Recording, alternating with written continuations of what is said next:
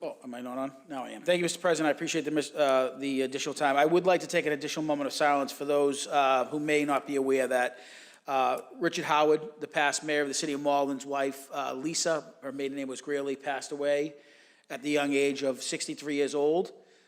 She had some health issues in the past, but certainly still a lot of life left in her, and unfortunately, that came to an end last week. So I want to, on behalf of, I think, the city and certainly the council, want to offer a moment of silence to Richard Howard and his 3 boys.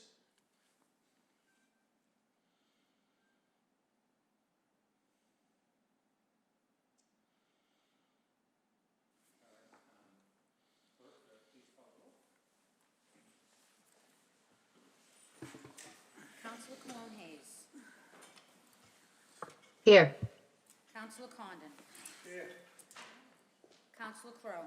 Here. Councilor Linehan. Here. Councilor McDonald. Here. Councilor O'Malley. Here. Councilor Seega. Councilor Simonelli. Councilor Spatafora. Here. Councilor Taylor. Here. Council President Winslow. Here. So we just also want to make an announcement that we have to announce. Okay. Okay, and then we have Councilor, okay, sorry, thank you. We have Councilor Cologne-Hayes participating remotely via Zoom. I hope you're feeling better, so thank you very much. Under the provisions of the open meeting law, for those of you in attendance, please be informed that UMA Urban Media Arts will be recording this evening's meeting. So just be aware there will be audio and video recordings of this meeting. And the first order of business. Clerk, please read. Paper 64-24, the city's finance team will present before the city council to provide an update on the financial planning for upcoming major capital projects, including but not limited to the East Side Fire Station, Malden Center for Arts and Culture, and the Malden River Works Department of Public Works project. So come up.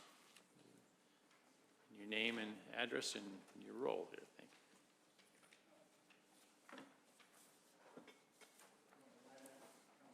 What? Oh, let's see. I'll put the mic on right there. Here you go. There you go. Ron Hogan, address is 5 Sentinel Road, Saugus. All right.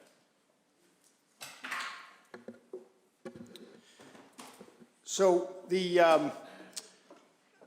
I want to be clear. Well, first thing is, for anybody at home that may be following along, Ron Cochran has provided a copy of this presentation out on the various city social media pages. So if you want to follow along at home, beyond just being able to look through the camera to the screen, you should see that presentation now out on Facebook and Twitter, and I guess MySpace is gone.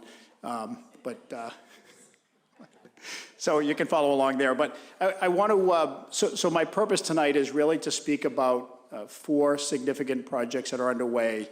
But I also want to be clear, the intent is not to provide an in-depth update on each of those projects. Quite frankly, there are teams, particularly with a couple of them, that have done a tremendous amount of work that I would never do justice speaking to the detail of the project. It's more to speak about them in the context of the financial side of them and sort of the next challenge in figuring out where they go from here. So I just don't want anyone to feel like anything was slighted relative to all the good work that's gone on for those, and I'll speak to how folks can get more information if they are interested in the project. So I'm going to speak about the Malden Riverworks project, the Malden Center for Arts and Culture, the East Side Fire Station project, and a school improvement project, and specifically roofs on the buildings of our schools.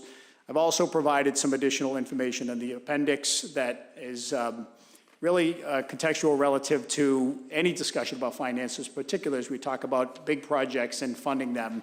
And it's just a reminder of the Northeast Folk Building Project, a reminder of the school funding challenge, a review of current debt, and then just some miscellaneous notes that, again, I think you'll find to be informational as we talk about anything relative to money.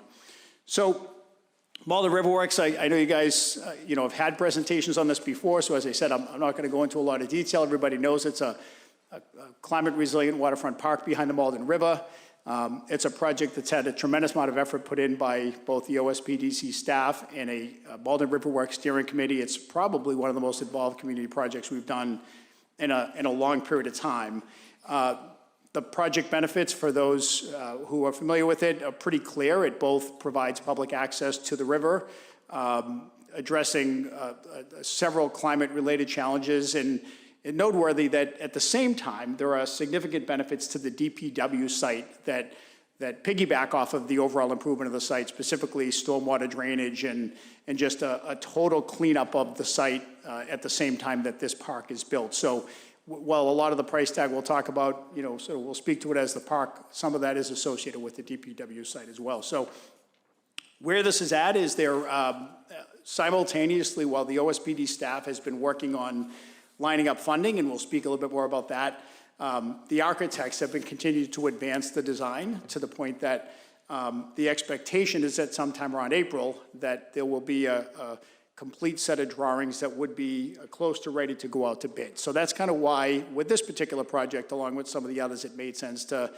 do a touch base and to just remind folks about where the funding is at and where the challenges are, given that. So for this project, as well as the Malden Arts Center, just a reminder, if folks go to the homepage of the city website under the Transparency Center, each one of these is represented and has a tremendous amount of information. It has any feasibility studies that we did. It has drawings out there. It's got members of the folks that have been working on it. So I'd really encourage anybody at home that wants to learn more about these. Deb Burke and her staff does a tremendous job making sure that information is put out there and it's put out there timely. So that link is right on the city's webpage. So again, these are some of the images that you'll find out there. It gives you an idea of what the vision is for that publicly available park along the Malden River.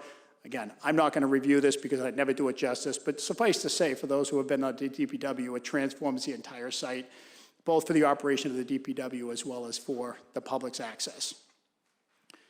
So this is the part that really is the goal of tonight with each of these projects is to speak about where these stand financially. So for this Riverworks project, the current estimates for design and construction were $1.4 million for design and design-related work, and I'll speak to that a little bit more in a second, and a current number of about $13 million for the construction side of it.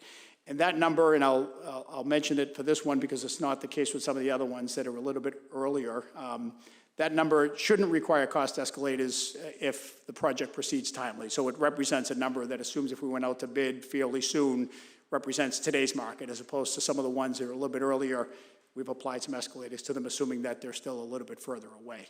So the design costs have all been covered by 9 different grants and funding sources that OSPDC staff has secured. So I'll tell you, I'm very familiar with the various grants that they've gone after and have successfully gone after. They've put in a tremendous amount of work to sort of turn every stone over to try to find sources of money. And that's, I think that's reflected in the fact that the entire design piece was covered by a variety of grants and earmarks and what have you. So that part of the challenge is spoken for.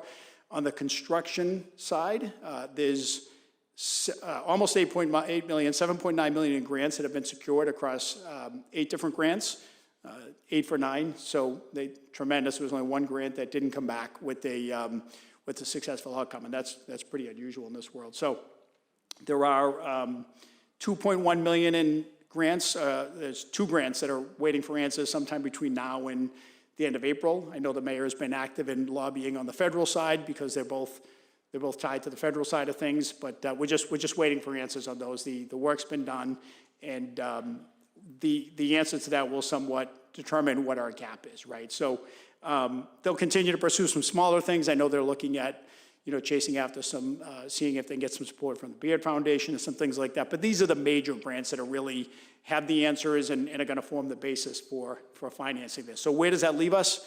The best case scenario, of course, is if the $2.1 million in grants come through, it would leave us with about a $3 million gap on the construction side of things. And obviously, if they don't come through, and I'm going to do this math in my head, it would leave us with a $5.1 million gap on the construction side. In addition to that, it's always been our intent as we get clarity on the city's size of this financial puzzle to then simultaneously begin a process to improve the DPW building itself, right? So the grounds around the entire project will be landscaped and curbed and paved, and it will look great, but we'll still have a building that really needs some money put into it. So the intent then is to identify a scope. I guess the good news about the DPW building is it's for the most part, a real large working garage, right? So it doesn't have a ton of finished space in it that drive costs up. But nonetheless, the whole skin on it needs to be addressed. The roof is newer. You might remember we did the roof 6 years or so ago. We put solar panels on. So it's really about addressing the skin and the doors and some modest improvements inside. So we would add to this financial challenge with some money to improve the DPW, and it's our guess that that would probably be in the $3 to $5 million range, and that's just kind of a back of envelope guess. So the gap here is going to be somewhere between $3 and $5 million on the construction of the park itself, and another $3 to $5 million to do something with the DPW. So collectively, you don't have an old building sitting on an improved site. So I'm happy to take questions along the way if folks want to, or if you want me to just keep going, I'm happy to. All right, any, Councilor McNeil, you're interested? Yeah, sure. Yeah, just a very quick question, Ron. I, first off, just want to say how much I've been looking forward to this presentation. Love digging into these long-term financial realities. Do we have a ballpark sensibility about what we're talking about with the DPW building? I mean, are we talking single millions, double-digit millions? Like, Yeah, so we on council, we think it's, that piece is also in the $3 to $5 million. that's, oh, I'm sorry. I thought you were talking about the, They're both, I got yeah, it. they They're just end both up in in the that, 3 to we've 5. always thought Okay. that we could do something that was meaningful to the look of the building. Structurally, it's still a steel building that's solid, and like I said, we're not dealing with the roof. It's the skin, the facade, the Right. doors, and some modest improvement inside. But I think we could get pretty far for that range. all right, so we're both, 3 to 5 million for both of these pieces. Got it. Yep, Thank you. each, yep. Thank you for that clarification. Councilor Crowe? No, just to clarify, because then you said it's like the 3 million best if we got the 2.5, and then an additional 3 to 5 million. So that's Right, exactly. so 3 All right. to 5 is the range on the park itself, depending on the final grants. And then 3 to separately, 5 is 3 the to range 5 that we for think we building. would want to Okay, spend on so we're looking improving the like building, yeah. 6 to 10.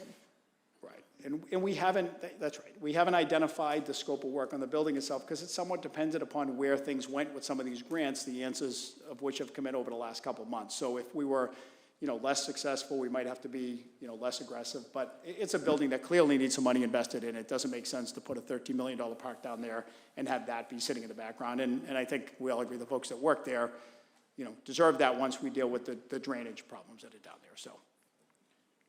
You good? All right, Councilor O'Malley? Thank you, Ron, for this. The only thing on the Malden River Works I would suggest is if the city could include our solicitors department in the process, only because it would be good for us to keep really good records of the money that we're spending on environmental cleanup and remediation, because we don't know what's going to happen down the road, but there could always be a chance that we're able to get reimbursed by some of the historic polluters on the river for the money that we're expending now to do that cleanup on their behalf. Yeah, it's a great point, Councilor. Some of that exact thing is what's opened up some of these grants, quite frankly, right? So some of that is the reason why we're looking at 3 to 5 and not, 13. So, but it's a good point to the extent there are gaps of things that weren't funded through grants. But it's very complicated, the various grants and what they pay for and how, Deb and her staff have got dollars accounted for. But I would agree with you at the end, documenting it all to leave open the possibility after the fact that we could get something else is important. Yeah, I've learned about like the shell games that can be played with entities in terms of like how you're able to kind of do bad things in different places but not kind of have that overlap. And one of the things that kind of comes to mind is, the same polluter of Love Canal was on the Malden River. And so it's just something to kind of think about in terms of when we're making these improvements, like how can we hold the people that put us into this difficult position accountable, whether it's on the short term or the long term. I appreciate you keeping your eye on that. Okay, thank you. You good? All right. Councilor Spatafora? Thank you, Mr. President. And Ron, thank you for sending this in advance. It's always good to get a couple minutes before the meetings to do some research. So my question is on the DPW building, and I'm not asking you to give a number, but the $3 million seems low to me, given, like, and I know it's not new construction, because we would kind of change the envelope of the building, but, like, if you look at some of the other cities around, I looked earlier, because I know Medford's spending a tremendous amount of money on their facility, and a lot of it was environmental, meaning they have to have oil separators because the trucks go in there, and I think that was like a third of the cost. Hanover spent 24 million, Burlington spent 17 million. 3 million to me just seems, given that the cost of everything today, right? Does that include like a salt shed and then bringing us up to par in terms of environmental needs for a building that has industrial equipment like that and waste? Yeah, so keep in mind that part of the reason that $13 million base number for the site is what it is because that deals with the entire site, the salt shed, the paving the site, getting the drainage right so it's not running into the river. So were that instead to be carried by this side of the project, this number would be easily double that, right? So some of the grants that Deborah and her team have gone after have allowed them to address that as sort of a side benefit of this site. And so we're really talking about a limited scope of envelope skin and aesthetics as opposed to cleaning up the whole site, which would probably add another $5 million to it. Fair enough. I mean, still, it's $3 to $5 million. It's not small money, yeah. Probably more than that, but it feels good now to stay with the low number. That's my thought, too. I appreciate it. Thank you. Thank you, Mr. President. All right, I think we're good. Why don't head on to the next? So the next, major project, and it certainly is, right in line with the Riverworks project in terms of scope, is the Malden Center for Arts and Culture. I think everybody knows the goal. What is it? It's the transformation of the former Malden District Court into an arts and culture center. The project drivers to date have been a steering committee appointed by the mayor. I know Council Linehan is on it, as well as a number of city staff and city residents that have been, and again, that's listed out there in the Transparency Center, the folks that have been driving this bus so far. The project benefits kind of goes without saying, but it really provides a home for the arts and culture folks and initiatives here in Malden that they don't have. The current status is, back in September, we completed the acquisition of the building for $480,000. That number was driven by an appraisal that was driven by the limited use that would be allowed. So that's why it was so inexpensive. Since then, the steering committee has had both a market analysis and a feasibility study completed, the latter happening in September of 2023. So we now have a, sort of a roadmap of what the vision is of the steering committee that's informed by community input. It's important to note that that building right now, pending what that next steps are, has been sort of mothballed and winterized. So Eric Rubin's team and has brought in folks outside to make sure that everything is properly drained and because empty buildings can really quickly go south if something happens with water. So the building is properly set to sleep for a little while as we try to figure out what the next steps are. So we've got the feasibility study, we've got the market analysis. Again, like the prior project, all that information, the minutes of the meetings and what have you, you can access through the Transparency Center. So I'd encourage folks who are really interested in the project. One of the neat things about the Transparency Center is people can sign up to follow along. And so when project updates get made, they get automatically notified. So there are quite a few followers both for this and the Riverworks project. So again, this just is some visuals that are available online, just kind of shows what the outcome was of the work that was done by the working group and the folks that did the feasibility study and what's envisioned for the first floor and the second floor and kind of the outside view of it. It's not my intent to go through that in detail, but folks can find all that in that feasibility study that's available online. So the fun part, the money. So the feasibility study identified a total construction cost plus soft costs, about $17.5 million. That includes a 2-year cost escalation because, again, the assumption was that we've got some pieces to figure out more on this than even on the Riverworks because I'll talk in a minute, there are no funding sources. And there are probably some additional costs that we should expect on the soft cost side above and beyond that. So we've always, talked $17 to $20 million is where, based upon the design that was come up with by the community, where we think this would land. So to date, the sources that have funded this have been a $100,000 grant from the Mass Gaming Commission for the feasibility study, and then a $30,000 RKG grant for the pro forma and market study. And again, both those documents are out there for folks that want to follow them along. So the gap here is, quite frankly, 100% of the cost of actually doing the project. There are no funding sources right now, grants or what have you, that have been identified that would help, with this. So this project is at the phase where the requirements are there, and aside from having money to fund the feasibility study and the pro forma market study, there's 100% of it right now is left to be solved, I guess, for lack of a better way to put it. So, anybody? All right. So the third significant project is East Side Fire Station. I think everybody knows some number of years back, God, it's longer than I probably remember. I don't know if it was 10 or 12 years back, the Maplewood Fire Station closed. They've been operating out of the 3 different stations. Since then, there's been a lot of desire in the community for the city to look at an East Side Fire Station. So the mayor had put together a fire department advisory committee that consisted of, former Councilor Murphy was on that, Chief Royo, and before him, Chief Sullivan, a couple residents, and then Controller Ranigan was part of that. So they spend time working with an architect that does a lot of public safety buildings, Context Architecture, to come up with, a feasibility study to determine both the need and to start to put some numbers on the needs. And what came out of that from them was the need for a 4-bay, 23,000 square foot fire station at a location to be determined. There's a note here, because this is an important note. That's the result of the feasibility study and the group working on that. I would suspect that, as these buildings often change quite a bit when a municipal building committee gets assigned and really kind of digs into what the real needs are. And my own opinion is I think that the size of this would come down. That's a very large building, and I think the fire chief would tell you the same thing. But nonetheless, that's what the study is, and I'm going to speak to that study because that's what we have right now. So again, just a couple screenshots from the study. We are going to put this on the Transparency Center. That just kind of shows what the vision was. Part of it was a response time analysis to try to sort of cite where it would go to best deal with the greatest improvement in response time coming to various, east parts of the city.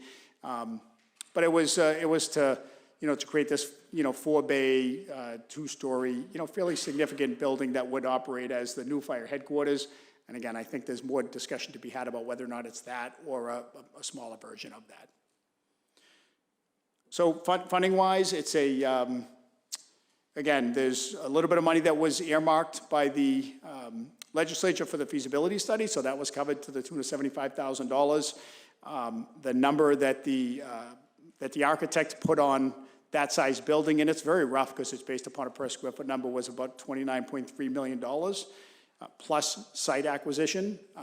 And again, they identified the need for a 2.5 acre site.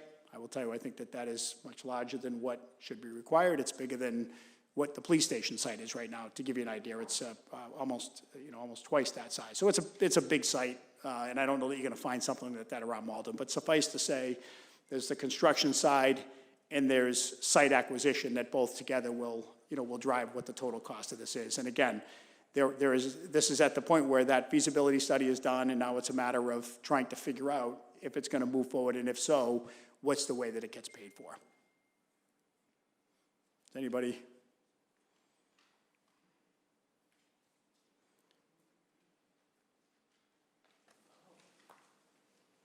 I appreciate all these points about the fire station, and you and I were just communicating about finding a place to post publicly the full report so that folks can take a look at that. I understand this is all about capital operations, but I haven't had a chance to read through the assessment in detail. Do we have a sense of whether this is going to impact operational funding, as like the operational costs of the fire department as well? I mean, I understand, right now we're probably have, more trucks and more firefighters condensed into the space that we have, but was that part of the assessment? Yeah, there is not a coinciding proposal to increase manning in order to be able to, sort of staff this 4th fire station. The idea would be to go back closer to the model that existed before the Maplewood station closed, where we had, 4 stations and had folks working out of 4 stations. I don't know enough about fire operations to know, sort of what got put together and what would get taken apart, but I know 2 different fire chiefs have been involved in that, and I know this is not in conjunction with a 7 firefighter increase in staffing to be able to staff it. No, it's really with the assumption that they'd sort of undo what was done when Maplewood closed and have a newer station on the east side. Okay, and I only ask because, we had, before there were 4 stations, is that right? There were 4 stations, yeah. Right, okay. So it is so it's possible Yeah. to base our design back on how that used to operate. Yeah, and I think the question is going to be whether or not you take advantage of the opportunity to build a new station to create a true new headquarters, because, you know, the headquarters on Salem Street, it's old, it's small, it's dated, it's got very limited, you know, parking. So does that become more of a, call it sort of an outpost, and you create a new headquarters, or do you really focus on just creating a smaller district station and maintain? I think that's still somewhat to be vetted by a committee, you know, if it proceeds. So the study obviously came out with the headquarters, but I can tell you, I spoke to the fire chief, and, you know, he's open-minded to what makes sense relative to, you know, the kind of money these buildings cost. All right, thank you. So the last thing I'm gonna, is there anybody else? Let's see, yeah, we got I tried. Counselor Spatafora. But I think you just answered it, but I just want to make sure I heard it right. So it's still in the preliminary phase about having 4 stations, right? And when you say headquarters, the first thing I thought of was, is this saying that we shut down, sell the central station now and then move it to this larger facility, regardless if it's 15,000 square feet or 20,000 square foot lot? Yeah, no, the assumption is not that you lose a station, but that you would move the headquarter operations. If you were to build a building of this size and it was new, you'd move the headquarter operations from Salem Street to this, but Salem Street would remain open as a district station. So you'd get back to what you had when Maplewood was open, which is, you know, 4 stations. We got no cash, though. That's what I was hoping you were going to sell one. That's what I was, that was, Yeah. okay. It's a pretty small lot and a pretty small building. I don't know that there's a lot of value contained within that possible. It's in the right column, though. It's the plus side rather Yeah, than. yeah, no, that's right. That's all I had. All right, Counselor Condon? Thank you, Mr. President. Ron, it just stands to reason to me that if you're going to add 4 more bays, you're going to add more equipment, and on each of those pieces of equipment, it's minimum 3 people. Some ladder trucks probably 4. I mean, we have to add more manpower to run 4 stations. So I can tell you, if you were to I talk. mean, Maplewood had, what, 2 bays? 2 bays, and I think the fire chief now would tell you that he really, you know, he probably needs 3 bays. The 4th might be a little bit of an extra. The 3rd bay would be to store a piece of apparatus that typically has been stored outside. So you're really dealing with 2 working bays, which gets back to what you had at Maplewood, which is 2 working bays. So I think what they're trying to do, Counselor, is to have at least 1 extra bay, so that when they have an extra ladder that's a backup, an extra engine that's there, you know, for when a piece of equipment goes out of operation, that's not sitting outside and rusting all the time. So if you really get back to it, I think it's 2 working bays, and again, they had manning that funded, you know, those 2 working bays when Maplewood was open, and we're not materially different than that now. Again, I don't know enough about their operation to tell you which stations they went to and how they came out, but I can tell you that that's been the underlying assumption, not that there's, you know, 10 more folks that go along with it. The Edgeworth station, I think it's approximately 15,000 square feet with the 2 bays. I think it's a good amount smaller than that. This study listed it at The least it's 5,500. 13,000 then. I added 2,000, but I think it's 13,000 for that, to do that station. And this one's gonna be so much larger. I wanna see that done. I wanna see it done before taking on the courthouse. I'll tell you that right now. Because that number, to me, seems awful low at the courthouse. I mean, the building's so old, you know, I mean, I'm hoping this is in the order of importance. You know, nothing against the art community, believe me, but, I mean, there's only so much money to go around.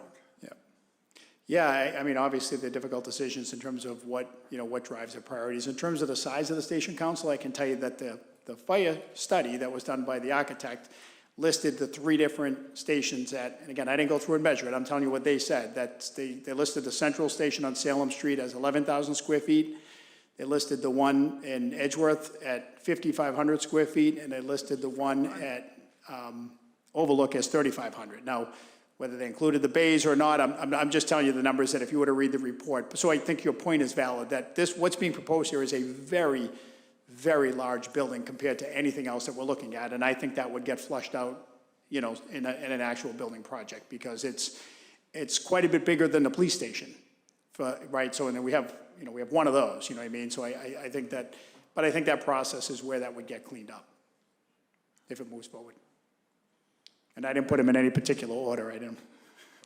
Councilor Condon, any other questions? Or? No. Councilor Simonelli. Thank you, Mr. President. Appreciate it. I have a couple of questions, if you don't mind. Go ahead, yeah. One of them you already answered. How you doing, Ron? How are you tonight? Hey, Counsel. Nice to see you. Nice to see you. All righty. You answered the first one with what happens with the old site, so you took care of that. The one on that sits on the Revere Malden line, what's the status with that? What will happen with that? I don't know if you answered, I'm sorry I'm late. But Yeah, no. Again, the assumption is that that continues to operate as a functioning district, but that this new site would take pressure off of that site when it's responding to some of the areas, you know, Council Winslow within, you know, particular, I think it's Ward 6, within some of the Highlands and what have you. But the assumption is that that stays, you know, that's subject to, I think it's a 99-year lease that, you know, came aboard when Overlook was built. So it'd be kind of crazy to give that up. It's still in good shape, you know. Sure, okay.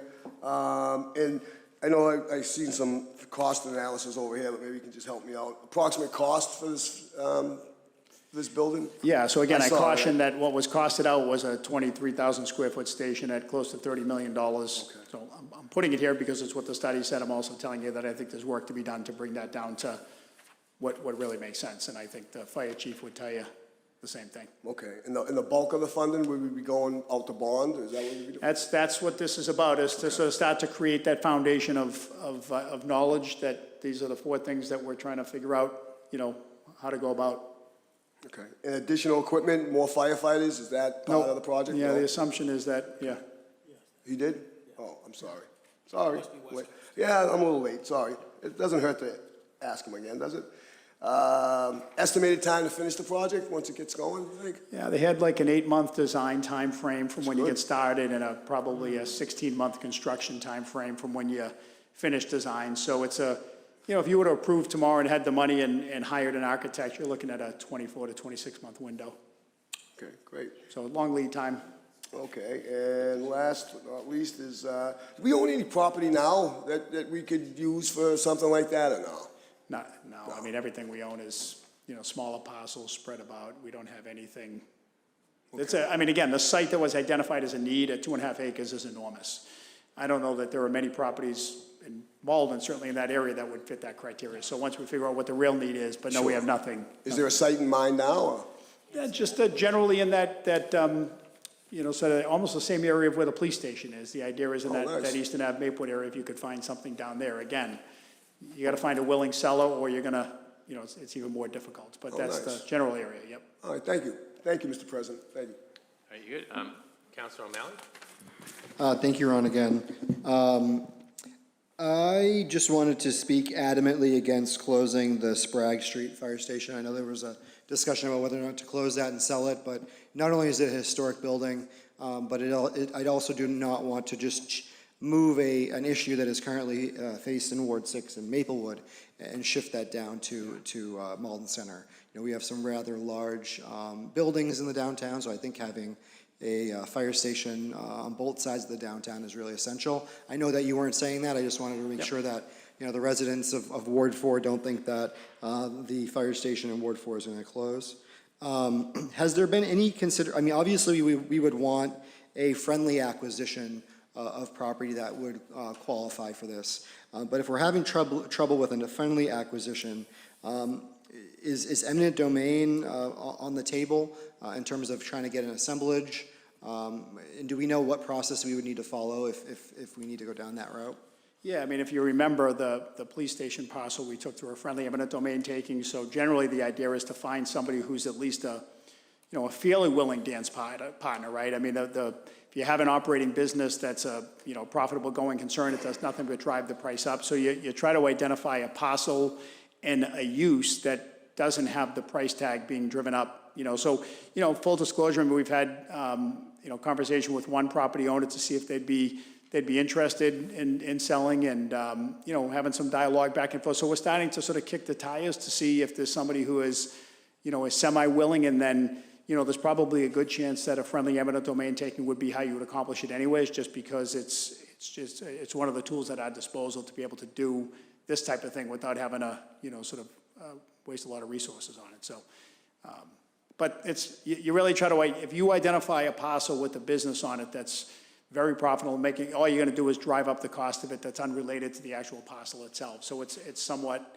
it's a little bit of art, a little bit of science when you get there. And that's why if it's 2.5 acres, that gets tricky. Yeah, no, I know, because based on where your map is showing this, there have been some rather large parcels in that area that have recently gone under redevelopment that had some of those dilapidated, underutilized parcels. So something to definitely keep our eye on. And just knowing where the commercial property market is going, if there was ever a time to do that, now would be probably the time.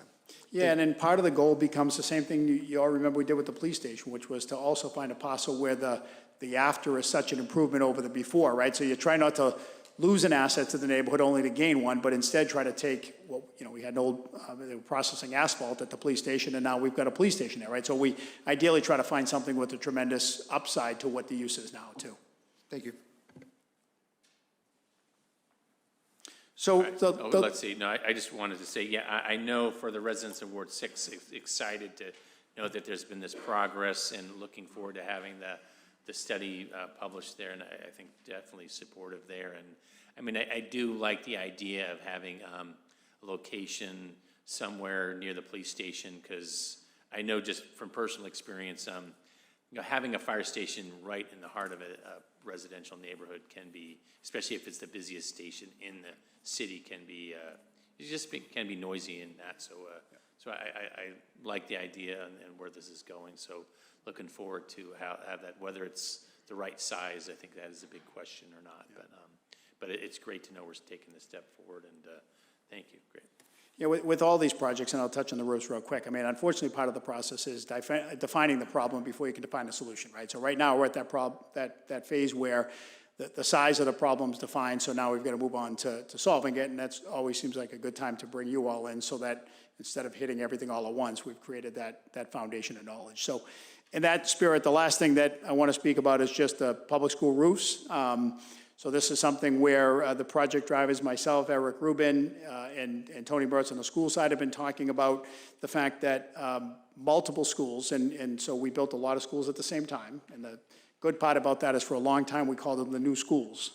I'm here to tell you they're all now the 25-year-old schools, right? And so the roofs and a lot of the mechanicals have all sort of aged simultaneously with it. So Eric and his department's done a tremendous job dealing with a lot of the HVAC work over the last few years. But the roofs, have a variety of leaks in them, and so we're trying to put together an approach to deal with that en masse. So we are, the main thing that's been done so far is to have, Eric's had a company come in and do infrared exploration of the roofs to figure out if they're a good candidate for what's called a fluid applied restoration, which is essentially, instead of tearing the entire roof up, if there hasn't been a lot of water infiltration, you may have to tear up some individual patches where water's gotten in. But otherwise, if it's generally sound, rather than tearing the entire roof up and going through all that expense, they essentially pour a membrane over the whole roof. It covers every seam, and you end up with just this monolithic, rubberized coating on it, and you save substantial money over the labor and material involved in tearing the whole roof up. So the good news is they've identified that, we've got several schools that are good candidates for that because they have not reached the point of failure, right? So that's kind of why we're trying to come up with a plan of attack for this right now. This shows you just a sort of a matrix for a contractor that Eric brought in that specialized in this type of thing, showing the various options, from the biggest number, which is really just a rip and re-roof, $14 million, start from scratch on, basically all 6 schools. And then the column that we think is probably the best balance is the 20-year fluid restoration, $7 million. You got a 20-year life on the roofs when they're done, and you live to fight another day. So that's that's what we're targeting. Again, there are no funding sources for this right now. The good news is the MSBA has what's called an accelerated replacement program that is geared towards helping fund major repairs of mechanical systems, roofs, and HVAC systems. It's competitive. They had put it on pause for a couple of years. It's livened back up again with some modified standards. It used to be that a roof wasn't eligible unless it was 20 years old. Now it's 25. And even then, in past years, if they've had too many applications, they'll move that requirement in order to be able to, pull in as many folks as they can. So they'll move it, they'll eliminate some folks, I should say, and tighten up the qualifications from 25 to 30. So we're in the process of trying to really figure out whether or not to submit a statement of interest on that and see if so this has got a bit of a lead time, but we're trying to go through that lead time now because, there's a potential of 50 to 65% reimbursement from an MSBA program for something like this. So it's substantial. It's not small dollars, and this is sort of the stuff that we do that's really not that exciting. But at the end of the day, if you've got leaky roofs, you've got unhealthy buildings, and so that's why this is on here, because the total price tag is, regardless of what we get for money, is going to be fairly substantial. So, I know roof's not that much fun, but.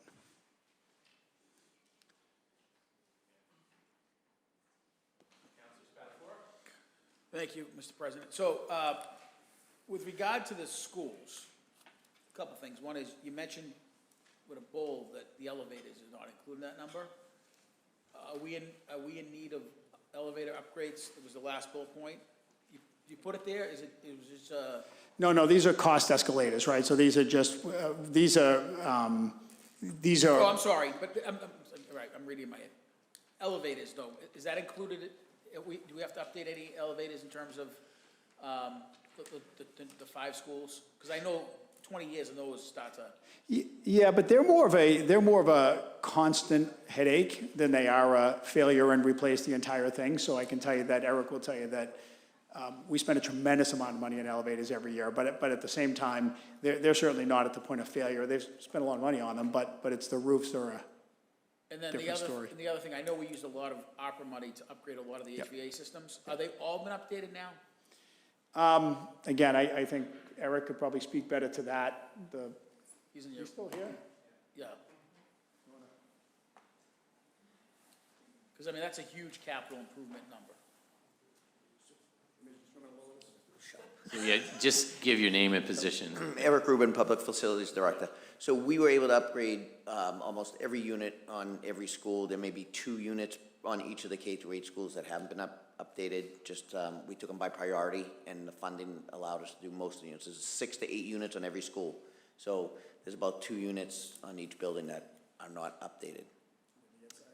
They're rooftop units, and they provide. They're working. We've repaired them, so they're in good working order, but they're not brand new units. But everything else is brand new. So there's still at least 10 units that need potentially. There's probably about 10 units, yeah. And the high school's fine? The high school's fine. We didn't replace any of the units on the high school. These are all the K-8s that we did the upgrades on. Yep. So this summer, the plans are, we have the inside fan coil units which provide the air in the classrooms. Those are being replaced. We did the Ferryway this past year, and in this summer, we're doing the BB, the Sandwood, and the Linden. And that's just come out of general operating expenses, right? There was a mixed bag of funding through schools. School had some funding sources through, I think some was ARPA, some was ESSER, But the roof's the main. but the roof's a big deal. Okay. All right, appreciate it. Thanks, Eric. Councilor Crowe? Thank you. Just a quick question. If you go for the MSBA, is that would be one grant for every school, or it's like multiple grants to say the Ferryway, the Salem Wood, the whatever? Because, especially if you said, that, they might push that out if there's too many applicants. So is it sort of one grant, or is it we're applying for 10? That's what we're trying to figure out, is the best way to approach, so that we don't give them something that's so big that it becomes unattractive, but at the same time, Not we maximize piecemealed. whatever, yeah. So that's, we're truly at that stage of trying to figure out how to go about it, but we're sharing it with you because, again, it's a big project that's out there, and, they come out, they do site visits, they sit down, and, it's very much an iterative process with them to try to figure that out. Okay, thank you. All right, next slide. So again, this is just a summary slide of everything we just spoke about. I don't want to do the math because it's a lot, but it just kind of gives a quick snapshot of everything that we just spoke about. So I'll leave you with this. There's a series of slides that are there in the appendix that are really meant to provide you with additional information as you think about, as we try to solve those challenges, sort of what's coming to us in terms of, budget and the use of resources and one-time resources and healthcare costs that are increasing and wages that are increasing. There's an updated snapshot of the VOC that shows the revised number based upon the recent reductions. So as a reminder, in FY '26, we'll be at a full run rate of about $1,058,000 on the VOC. That's up about $850,000 from the current year's budget. So that's coming our way as we think about solving those others.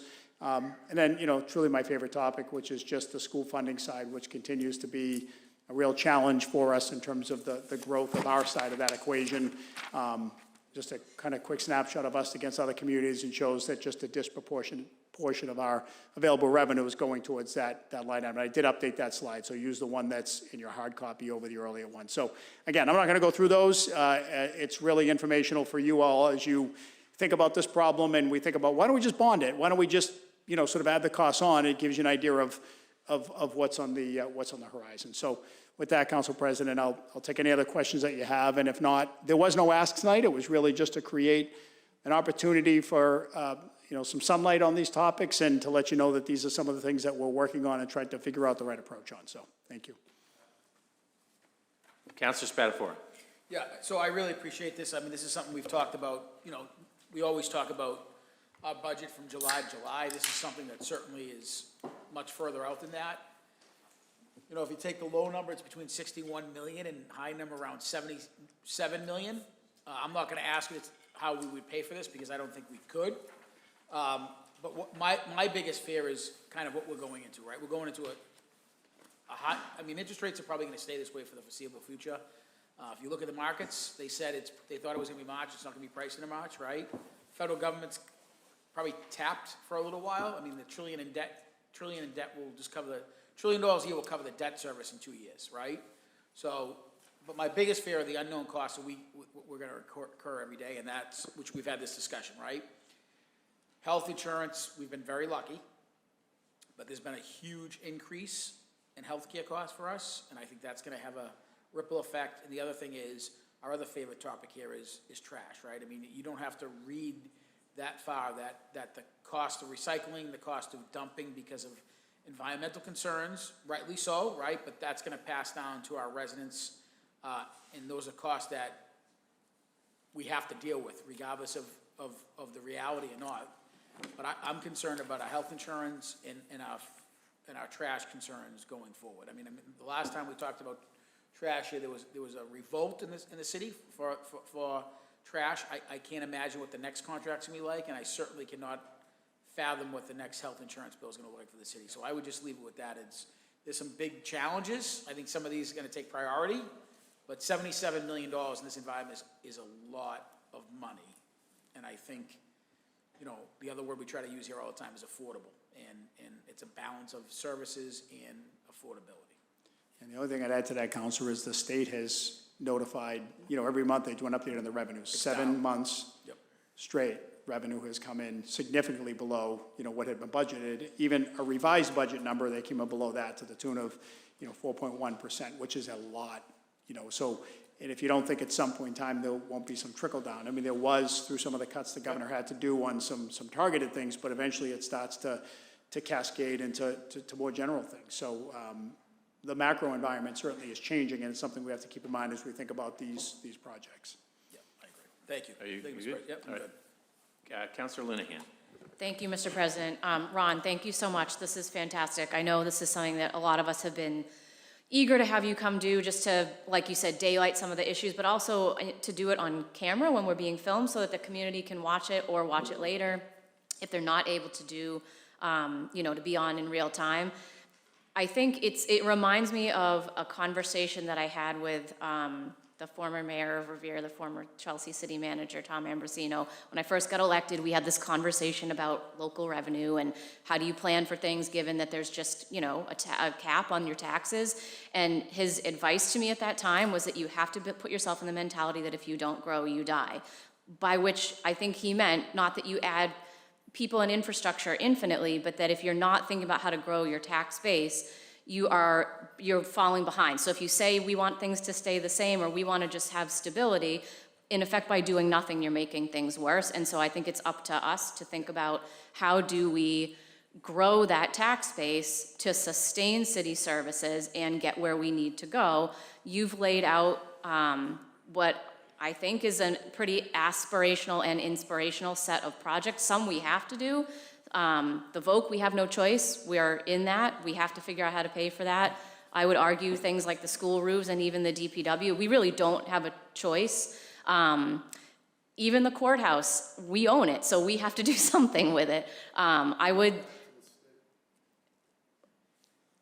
think of all the things on the list, I will point out that is the only potential revenue generating project. So I don't want to get into a turf battle. I don't think that's like a Ward 3 project just because it happens to be within the boundaries of my ward.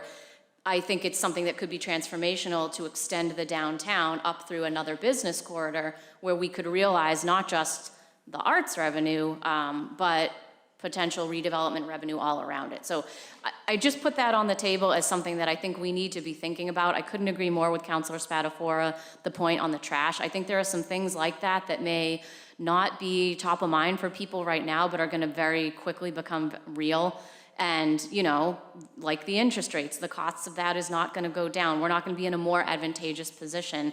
We're just gonna have to do the hard work of figuring out how to provide services, given that we can only raise revenue. We can only bring in an increase of 2.5%, and we already levy to the maximum. So I think there's also sometimes a misconception out there that we're leaving tax revenue on the table, and we don't do that. We have a very prudent team that does what we should do, which is levy to the maximum possible and bring in what we can with our existing tax base. But I'm wanting the community to understand that there are, for sure, hard choices, but there are also investments that we can make and ways that we can grow, but it's gonna be a tough conversation about how we do that. And we need to think about what we want the city to look like in the future when we look towards revenue generating development, basically. So long-winded way of just saying, I think I'm up for the conversation. I think you've gotten us off to a great start. I hope a lot of folks watch this and start to understand what we're up against, and that this can be kind of the beginning of a more strategic multi-year conversation. So thank you. Councilor McDonald. Yeah, thank you. Let me underscore everything that my colleague just said to my left, Councilor Linehan, and I also agree a lot with many of the things Councilor Spatafora has put on the table. And so this is, you know, this is the latest chapter in a conversation we've been having at the council dais over the last year or so about these long-term obligations.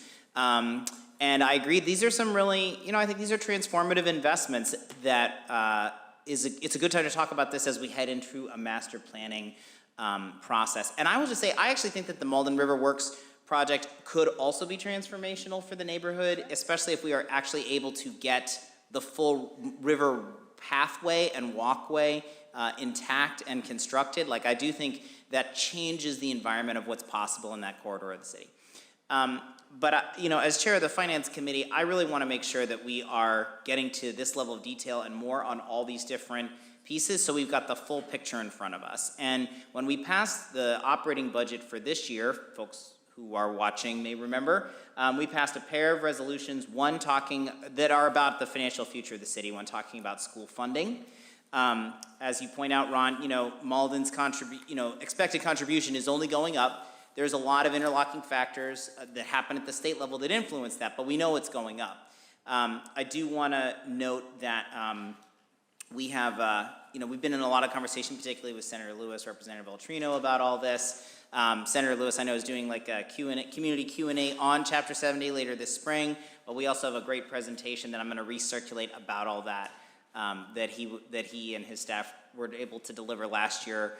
I am really interested in seeing if there's some ways we can slow this down because it's going up really fast, faster than we're able to see income, to give us a better shot at fixing what we believe to be, a flaw in the way that the formula is estimating what we can pay locally. We're not the only community in this in this boat, but it particularly hurts Malden, as you're saying. And so I just want to note that those conversations are happening. I appreciate our state delegation for being in that conversation with us regularly, but it's going to take time. We need to buy ourselves time to work on that. And the other one is, of course, about, as you said, Councilor Linehan, developing our tax base. And I'm glad that we're taking that seriously as well. But when I look at these at this level of capital investment, which is time limited, I think that's, even in the best case scenario, there's other things, that's not going to cover this. And I think that we owe it to ourselves to have a more serious conversation, but it would mean to have the community weigh in on whether we want to do these things or not, and make the argument, and see if that is the future that we want to choose for Malden. So I think I think it inevitably points in that direction if we take these things seriously. Not only are interest rates not getting any better, but every year we delay this conversation and don't contract these things, the costs go up, right? So there really is a little bit, we're racing ahead of the train here. So I also really want to make sure that we are doing our due diligence on this, talking about our complete capital planning needs. We're gonna hopefully talk about that in our building committee very soon and get started with that. But these particular investments, I think, are really big deals for the city, and we need to figure out how to see if the community wants to be behind this as a path forward for Malden. Thank you so much. This is great, Ron. Thank you so much for being here. Councilor O'Malley. For the final time. And I just kind of wanted to kind of maybe bring it back a bit to the fact that, the city of Malden is doing its best, our staff are doing its best to deal with not a great situation that we've kind of inherited, and it's really not Malden's fault, although you've pointed some of it out with the school funding. But I also want to remind everyone that in the end of 2022, over $2 billion of tax revenue was returned to taxpayers because we thought we overcollected taxes. Now this year, we have a budget deficit of over $1 billion. And so I think that what we're inheriting here is really like what is going on at the state level, where we're sending money back that we had so much money in the past, now we don't have enough.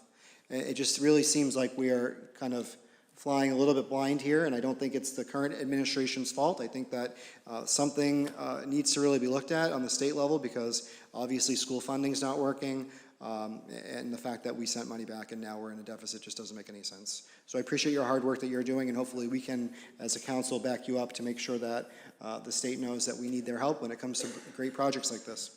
Thank you. So, thank you, and then just, I'm going to put, do you have something? All right. So, let me get to you. Yep, great. Go ahead. Just one thing I forgot to mention, this is included in your slides about the VOC funding, is that we're getting some progress on reducing the cost to local communities. That included a increased reimbursement rate from the Mass School Building Authority, and there was also an earmark, I think it was an earmark included that lowered the cost specifically for this project. So we all just got a letter on our desks today that spells that out. I don't know if we agree with this math or if it's up to us, but this says a 23% reduction. I know particularly that our state delegation really advocated strongly for this, so that's not the world, but it's a couple $100,000 a year, and it's a meaningful improvement in our position, so I wanted to appreciate Just to that. clarify that, it's a 12.7% reduction over the numbers that we have been running with and communicated. Great. The 20% was off of a baseline that was never part of our dialogue, so it was off of a schematic that was never approved, was never part of the, so the real number is 12.7 off of the $1.2 million relative to what we had previously communicated. So that, I think they're taking us a little bit back further than that, and the numbers look, but we were never with that number, so. I'll take the 12.7. Yeah, it is what it is, yeah. The only other thing I'll add is, you talk about the cost of everything now, and this is just a sobering thought, but we've talked about the VOC, that's $1.2 million a year, it's $30-something million over the 30 years. We talked about school roofs, $7 to $14 million. When we built our 5 new schools, we borrowed $10 million to build 5 new schools, so things have gone up. Yeah. So, no, Ron, thank you so much. Let's see. Oh, Karen? Yeah, so we're going to put Karen online, so, all right. Thank you very much. I've been oddly waving around, sorry. trying to get your attention. Okay. So, can you still hear me? I'm having Yeah, we can hear you. echoing. We can hear you. Can you hear me? Yes. Okay, We can't hear you.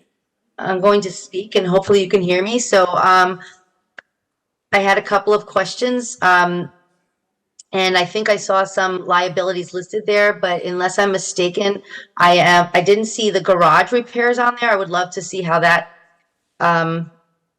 okay, thank you. I would love to see how that calculates in there or any other, of the liabilities on another presentation that you had given before that was very helpful, that listed those, just to make sure that when the public is looking at this, we're all looking at, the same things and that we have that we're thinking about the same liabilities coming down. I also loved hearing about like maybe the people's budget when they came in, helping to get some surveys out to see how people feel about this. I love getting public engagement on it. Maybe in our in the new committee, maybe we could help with that. And I think also just about the lawsuit with I think it was Owen versus the city. I think that we just won that, but if we could just update on lack of or other liabilities, just again, so we're all on the same page, that would be helpful. Thank you. Is that, Yeah. okay, go ahead. I mean, we could certainly, and maybe we do this in finance, have a review of sort of I'll call them the level B things, right? This was intended to grab 4 projects that were at a similar phase and talk about them as a group because of that. But we can certainly take some of the things that we spoke about before, everything from garage repairs to pensions to the lawsuits, and bring an update on that. And, council, maybe we do that at the next finance meeting just as a way to update the last dialogue that we had on that. We're happy to do that. Great. Anything else, Karen? You good? No, Ron, I just want to thank the team. Thank you. Thank the team for coming out. And I mean, the way we as a city can tackle these things is to have as much foresight as we can as we have these ambitions.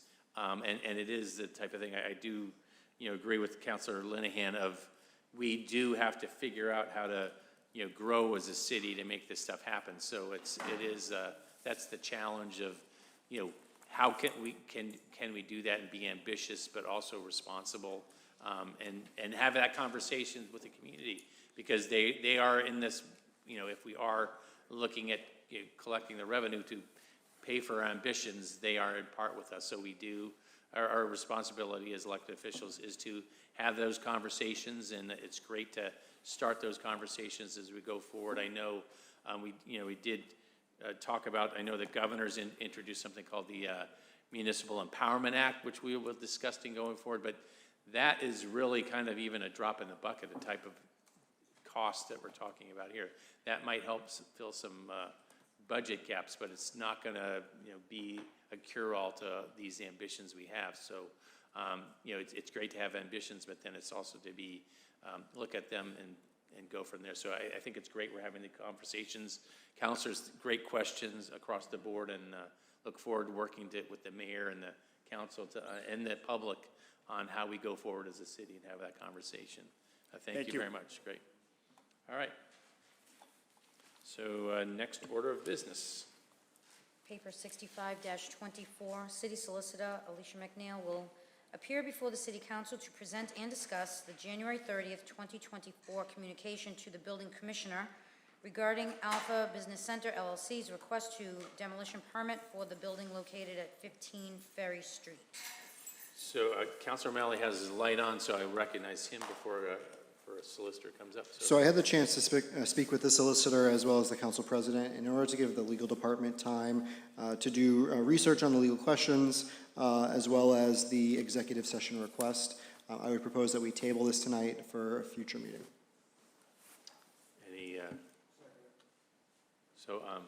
Any discussion on the tabling motion? Anybody have any questions? Yeah, we are planning to meet with the solicitor tomorrow to talk a little bit about a few of the questions of whether we should be in executive session or not, or it'll be in the best interest of the city to do that. So we'll have that conversation. Be able to probably come back next week with what the decision is, that whether we do make a recommendation for executive session if that's possible or not. So, but we want to take a little more time to have that conversation. So, but but people do have the communication that we have, and we can then discuss this matter either in open session or executive session if that's possible next week, so. All right, so any other conversations or questions about the tabling motion? So all those in favor of tabling this paper? Or do we, okay, because of Karen, we do need a roll call vote, so clerk, please call the roll on the tabling motion. On Councilor O'Malley's motion to table, paper 65-24, seconded by Councilor Simonelli. Councilor Cologne Hayes? Yes. Councilor Condon? Yes. Councilor Crowe? Yes. Councilor Linehan? Yes. Councilor McDonald? Yes. Councilor O'Malley? Yes. Councilor Simonelli? Yes. Councilor Spatafora? Yes. Councilor Taylor? Yes. Council President Winslow? Yes. Okay, so the paper is tabled, and we are, our docket is clear, so. We don't, do we want to do personal privilege? Then we do. So, all right, so Councilor O'Malley's motion to adjourn? We are, but this is the council of the whole, so technically saying. Councilor Cologne Hayes? Motion to adjourn, Councilor Cologne Hayes? Yes, sorry, yes. Condon? Councilor Crowe? Councilor Linehan? Yes. Councilor McDonald? Councilor O'Malley? Councilor Simonelli? Councilor Spatafora? Councilor Taylor? Council President Winslow? Yes. We are adjourned at 8:14 p.m. All right, Thank so you. motion passes, we are adjourned.